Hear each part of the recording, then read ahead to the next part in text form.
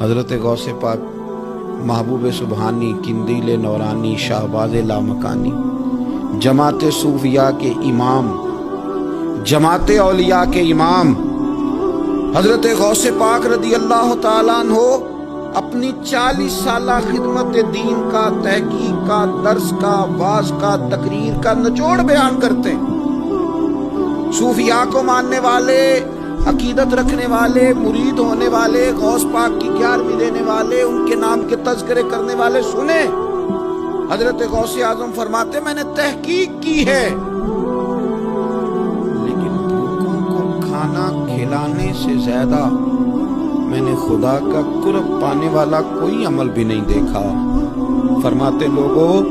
اگر میرے پاس کل دنیا کے خزانے آ جائیں، غوث اعظم جیلانی فرماتے ہیں میرے پاس اگر کل دنیا کے خزانے آ جائیں، میں سارے ہی بھوکوں کو